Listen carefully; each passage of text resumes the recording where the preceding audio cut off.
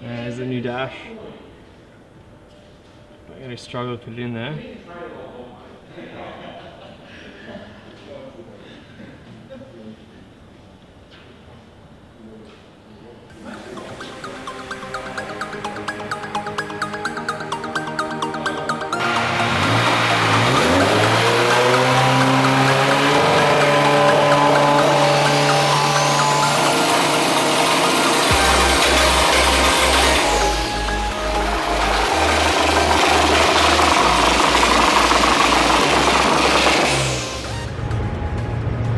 Alright, once again we are at GT Auto Garage out here in Slacks Creek, and we're going to get a bit of an update on how the 86 is going. Nothing huge has happened in the last couple of weeks since the last update, but everyone keeps asking where we're at with it. So I'm just going to go in, talk to Dave, and he's going to go through some of the most recent things that we've done on the car. So let's check it out. As always, here's some cool cars here at GT. I love coming here. It's great. What do we got? GTRs. There's our GTR there, getting some more work done.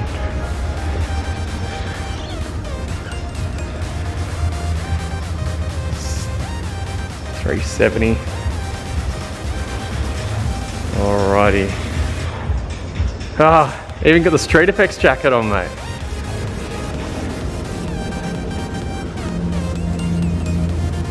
Alright. Alright, you said you're working. Alright, what are we working on? We are plumbing the car. Plumbing. Doing all all these. these. We've also got the Motec arrived as well, which we'll get to in a sec. Yep.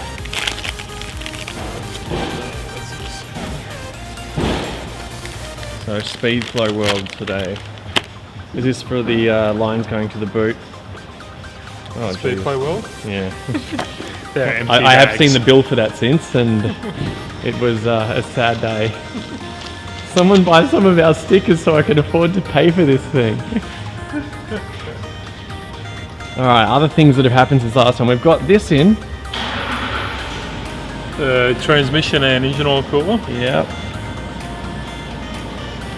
And I know a few people had a go at the welds on it, but if you have a look, it's a rather small unit and it's got a lot of welds on it, so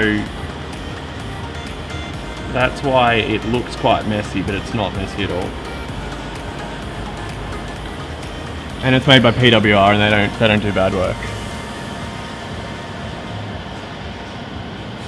And what else did you do down here? You did something with the engine mounts as well? Yeah, so we just put some solid engine mounts in it.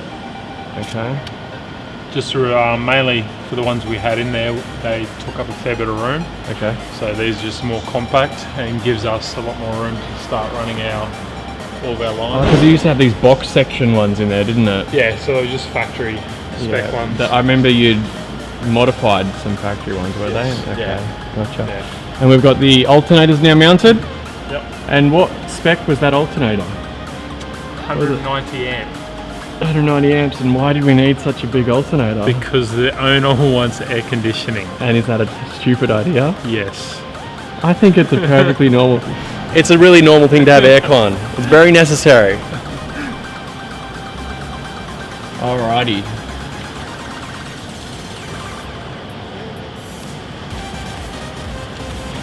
So much cheaper.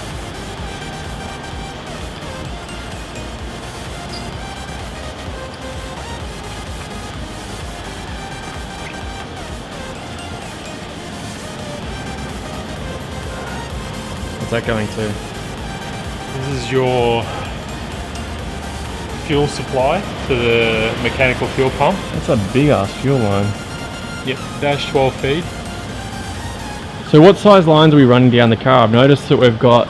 So we're dummy fitting all the lines at the moment just to get some lengths and So we've had where to they're run running. some down each side. Yeah, so we got supply oil and one of the breathers on the left side, and then Yep. you've got another rocker cover breather, crankcase breather return Yeah. for So our gas catch up. can's actually in the boot. The main dry sump reservoir is in the boot. Yeah. Our rocker crankcase Breather. catch can is in the breather, yeah, is in the engine bay. Then that returns all the way to the dry sump tank as well. And there's a secondary breather tank in there. So that's what so the dry sump needs a secondary breather as well. Well, it just helps the street-driven race cars. Gotcha. So what size are all these lines that we're running down? Dash 16s. For the, what are the dash? All the oil systems. So basically all systems all dash 16 to the tank. Then we've got dash 12 feed to the mechanical fuel pump with a dash 10 return. Okay. Then we've got, these are your, so for the Oldens transmission. So we've got oil cooler, which are all dash 8s that run up to this side of the cooler, which is your transmission side. Yeah. And then you've got the engine side this side. Then you've got, so this one here is going to be the filter, inline filter for the bottom section of it, for the transmission, which is another dash 8. Then we've got what does the dash even mean? What is that number? It's just sizings. Yeah, so 16 is what, 1.6 inches or something? Is it like that? Like how does that actually...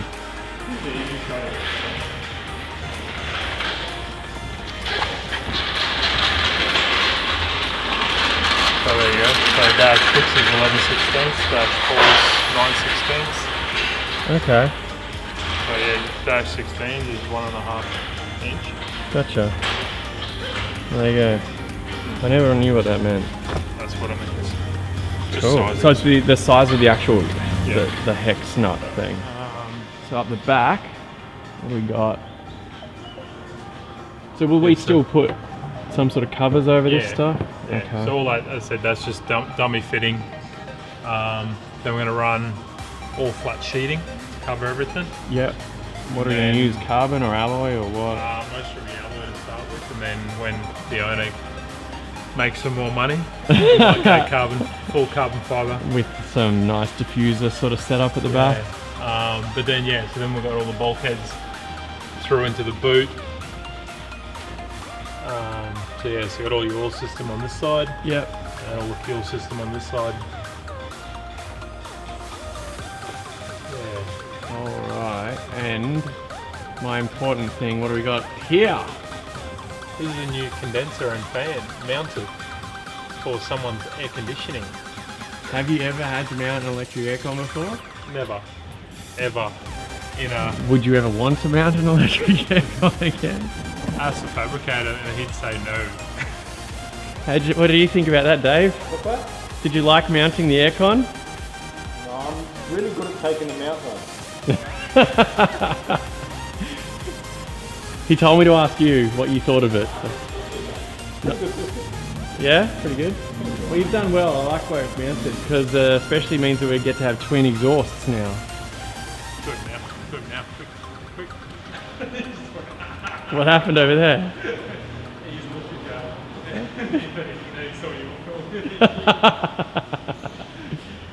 Alright, so this is going to need what, 2 lines going to the engine bay?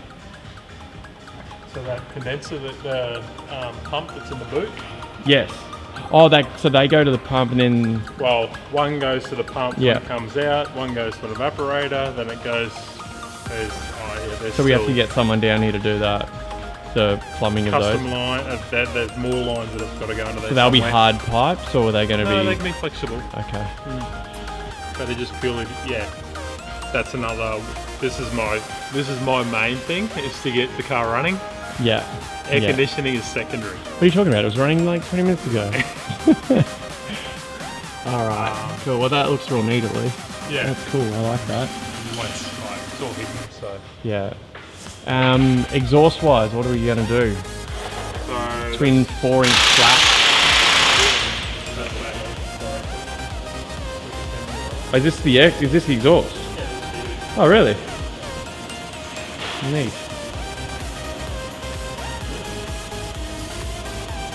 I keep accidentally looking at it.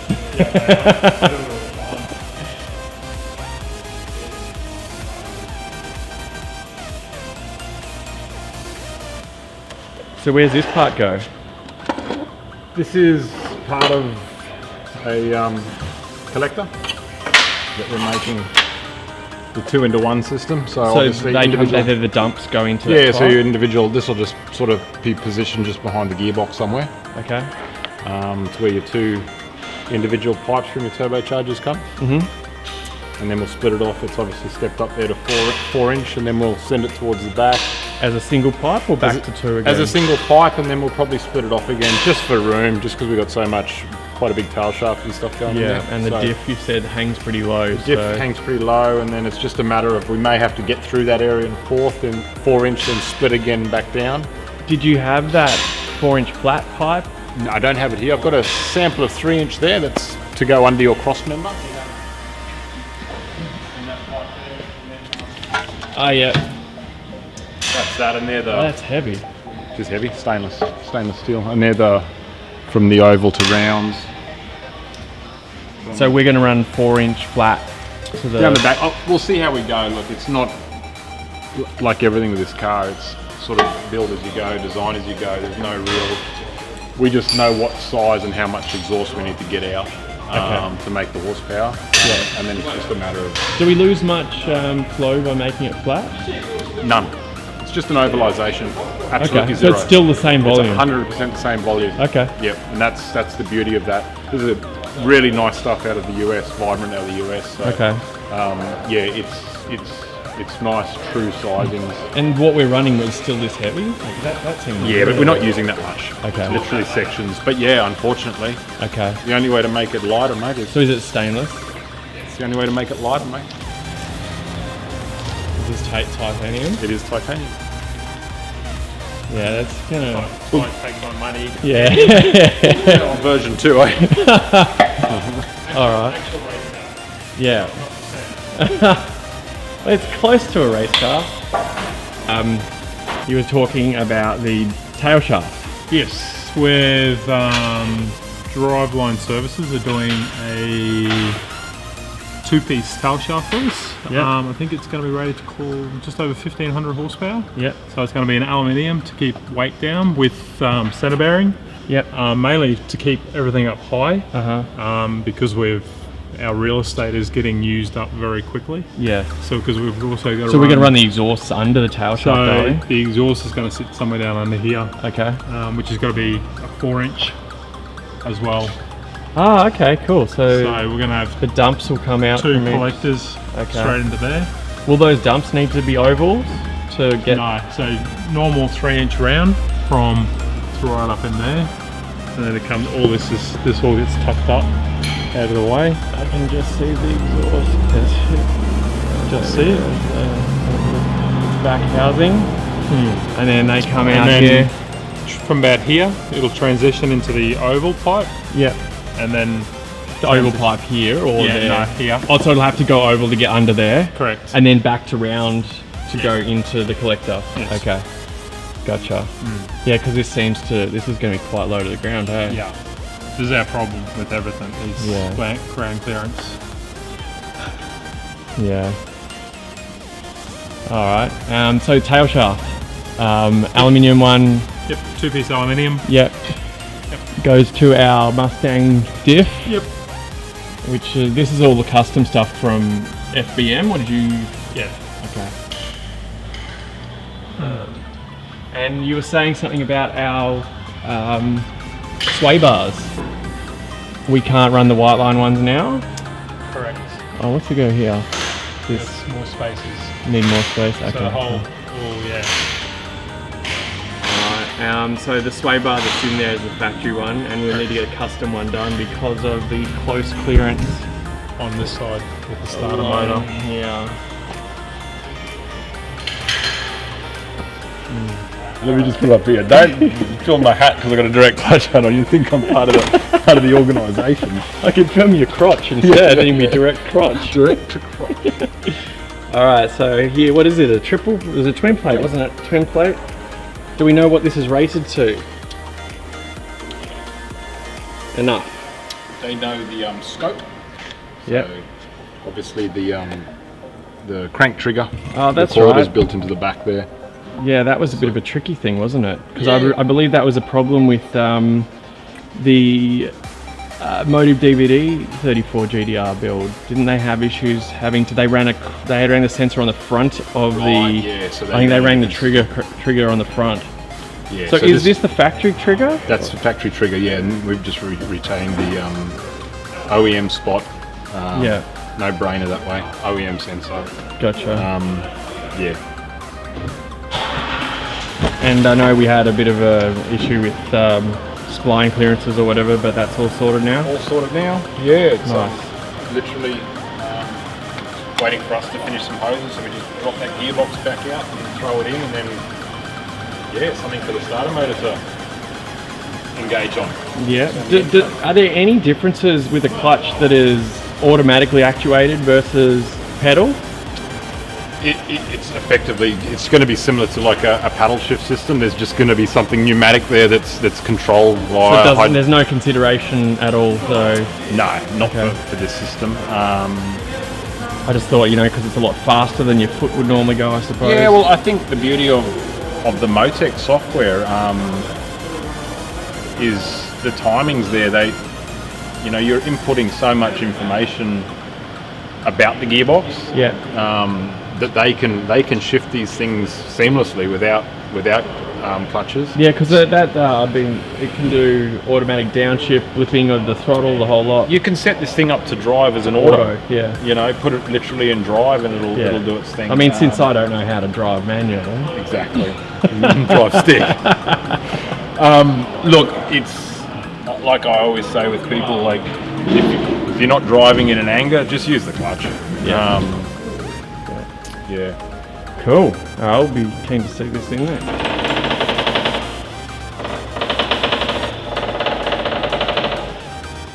And the bulk of the last couple of weeks has been spent in the engine bay, or with all the wiring, sorry, not the wiring, the hoses, right? Yep. Okay, now, you're going to tell us about the, what's that tank called? It's just a header tank. Header tank. Obviously we've changed the configuration of what the 86 was, so we've gone as close as we can to what the R35 has in its factory sort of fitment in its engine bay. So we've made a header tank that effectively is just your reservoir of water to allow expansion in the engine. So we've just put baffles in it because we leave a volume in there without actual water for that expansion. It's something that PWR, a lot of OEM stuff does it now, but PWR guys have stipulated that's the way to run this system, just to allow the coolant in the engine to grow. Okay. And so where will we fill the water up now? Well, we've got, like OEM, we've got 2 points. That's your highest point there, which is a non-pressure cap. Okay. And then we'll be running quite a high pressure cap on this system. And so where do you bleed from? So yeah, either point. This is your highest point, so we'll probably bleed from this point here. Gotcha. And then there'll just be a pressure cap there. Obviously a lot of things are different. We've had to weld on different fittings onto the GTR stuff. For heater hoses, making sure the bypass circuit of the cooling system still is retained. Water lines for the turbochargers are coming back to this, which effectively was the factory feed to your heater in an R35 GTR. Okay. So another heater hose off the top there, and then the two, let's say, cold side of the turbochargers. Gotcha. And the other two come out of the side of the block. Yeah, factory, and then we've just had to, we're so lucky for design, because of PWR designing this contraflow radiator system. So it all comes to one side? Yeah, we've got the outlets on one side, which just helps with packaging. Yeah. Yeah. Cool. And these have been HPC coated so or they've been whatever? ceramic coated. Dump pipes will get done too, obviously. It's just heat management. Like anything, you start pushing horsepower, you're gonna create heat. So and I've been told the injectors in there are dummy ones at the moment. They are dummy ones at the moment. And the big ones are what, 2300 cc or something crazy. We're waiting on another sort of wheel rails. Yeah. At the moment. But yeah, look, for all intents and purposes, we've got them in there for, let's call it the run-in or whatnot, and then they'll get swapped out. Just probably make a measly 600 horsepower to run it in. I'd say you'll struggle to make 600 horsepower. I don't think the wastegates will go low enough. It'll make a bit more than that, I reckon. You might take the turbochargers off and make 600. Well, it's only a 4.1. Yeah, so... no, look, I mean, we're at that point where a few more hoses and we'll be starting it. So, nice. Well, I'm guessing there will need to be walls yeah, a bit of perspex, on the side so of there. A bit of perspex so we can see the It's water. auto salon, bro. Yeah, a little bit to do here and there. But, yeah. Just try. It's such a big build. Just trying not to forget anything. There's a lot in there. As far as major stuff. So yeah, I know a lot of people expect these things to go a lot quicker than they do, but there's a ton to think about, and for the customer, trying to retain that street car look without being too butchered, too race car-y. Yeah, it's not like I'm asking for flames to be coming out of the hood or anything. No, exactly not. So yeah, I've got to plumb them back too. So you will have that'll join onto the dump for the street version, yeah? Exactly. So we'll swing them down through this section here. Yeah. And then they'll have to just have a blank plate on the back side of the dump pipe for when you want to have flames. Wherever it's cool to have flames. I'm not sure. Australians, we don't have flames out the bonnet. Well, we do. Well, we're about to. And this that'll be very interesting. This is the other reason we need to have the twins, so that we can have the flames like out the back that are nice and symmetrical. Yeah, symmetry. Yes. So I mean, can't you imagine sitting at traffic lights just with? I can't. No. I think the police would be fans. The police are gonna love it. Hopefully they don't watch this video. This Facebook page. we should put an IP filter to make sure that the enforcement authorities don't exactly get on this.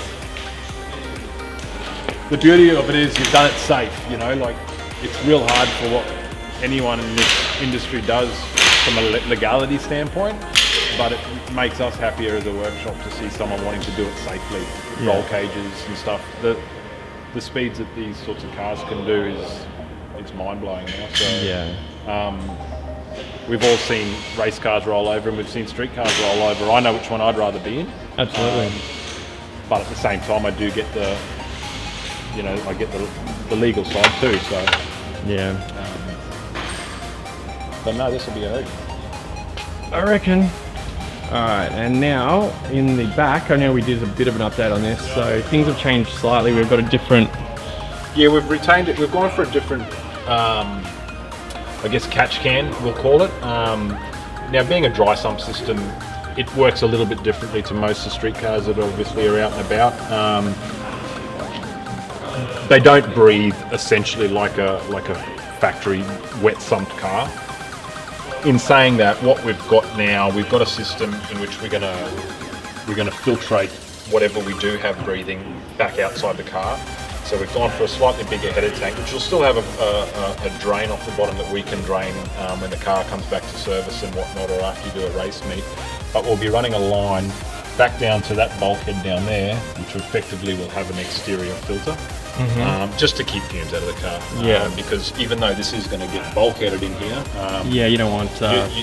We don't want the fumes. It's and running E85, you get a fair bit of fuel vapor. Yeah, which breathing. We've got electrical stuff back here too. So yeah, again, we've got to make that sort of stuff. Yeah, and just for the people that missed the last update, what do we got? We got the. So that's compressor for your paddle shift. Yeah. So what that effectively does. Just a simple air compressor fills up a reservoir, so that's your head of air effectively to work the air shifter. Yep. It's got pressure sensors and all that stuff that Motec have taken care of. We don't need to know much more of the technical side. That's all computer based. Yeah. Obviously the aircon pump, which has got a little bit of plumbing to do yet. That goes to the part that we've mounted underneath. The car. Yep. Surge tank, we'll call it, or or fuel tank. It's a little bit of a different system having the mechanical pump. Yeah. But what we're doing effectively, we're running a E85 compatible warbro in your factory fuel tank location. That's right. Does it have twins or singles? Just a single. Single, is it? Okay. We don't really need the twins because It did have twins before, didn't it? I don't think it ever did. Okay. Because I know it had the full-blown motorsport ones in there. I can't remember if they were twins or single. Yeah. So yeah, we've got that as I guess a... So you don't even need to have high pressure, it just needs high volume. That's what this is. There's no pressure involved back here. Yeah. This is just a head of fuel to sit... Just a surge tank, basically. Yeah. So we return everything back to here. Yeah. So we're not ever worried about, fuel not catching up and whatnot. So what's the... Obviously there's something on the other side of this. Why is that? it's just welded. It's just a way of welding, just getting a better weld to this tank. I just... So there's nothing on the other side, inside there? No, not internally, no. Okay, No, it's just pretty much a baffled tank that comes down to a sump, I guess, we've built into the base of it. Okay. Just again for a bit of swirl. There is a divider similar to what you've got in that header tank. Yep. Some perforated metal there, divider, just to stop that fuel slosh. Yep. And we've got the dry sump reservoir. Reservoir there. That's obviously in the process of getting plumbed now. Yep. Those lines aren't going to be kinked like that. They're not going to be If kinked people like that. complain, that's just temporary. Just some, getting some size. It's obviously very busy in here. So this goes. and because of the roll cage, it's quite hard to get in there and make stuff. So we make a couple of dummy hoses up to get a bit of a length, and we can pull them back out and make the final pump. Little area here that's free will end up being battery. Subwoofer. Battery. Battery there, okay. And subwoofer in the corner. I'm thinking subwoofer maybe in the back seat. The back seats, we'll leave that's that to right. a trimming company, I think. Yes. We here at GT Auto Garage don't do much stereo stuff. No, it's not your thing. We prefer to make the cars make the sound. Yeah. Most customers are happy with the exhaust note, so... Well, most customers are happy not having air conditioning. It's true too, yeah. What have we got? So through from this, I can't really see a lot from this side either. Yeah, I guess you get the idea of the fuel tank there being down to a point. Oh yeah, I see. Again, just a sump, I will So that's the outlet at the so bottom. that's the dash 12 line going all the way to the front. Yeah. And what are the top ones? Top one will be returned from the fuel rail. Yep. In a dash 8. The top one will be returned back to the tank, and then another one will be the feed from your tank. Okay. So yeah, we fill it to the tank, we get all the way to the engine, we return from the engine, and then we return whatever's left over back to the fuel tank again, just so it doesn't become a sealed unit and pressurized. Gotcha. And you don't think we're going to have any worries with cooling the fuel? Fuel? I don't think so, because we've got quite a long run. But look, again, with the build like this, we've got PWR, we're lucky enough to have them on board, so if we do, it'll be a little filter inline under the car somewhere, so I'm not too worried about that. So just like a heat sink? Yeah, and again, the way we're running the fuel system, it's got a check valve system that's going to bleed a little bit of fuel to the rails anyway. Yeah. So I know there's a lot of people out there that have issues or think that there's issues with mechanical fuel pumps. Vapor locking and whatnot, but yeah, we've done enough cars now to have worked out a system to make that not an issue at all. So cool. All right, so this is the stock dashboard, the old cluster. Then we went up to this Motec C1212, and this never was mounted properly, like it was on the passenger side. I'll snip in a bit of a video of that.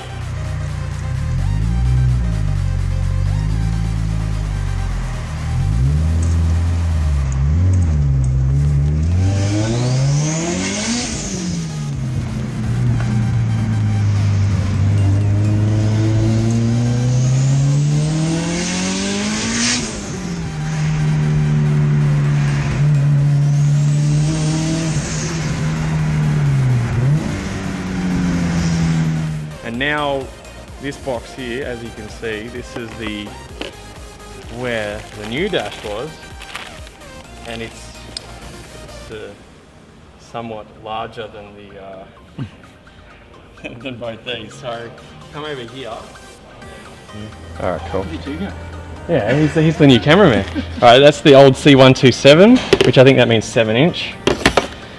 That's the factory dash, and then here we go with the new C1212. Samsung, is it? Then it'll probably blow up. It's a tablet. I'm assuming. So yeah, so you can. So enable it. Got the colour very well. So basically, every one of them, you can then apply up in on it, out on. There's the new dash. I'm going to struggle to put it in there.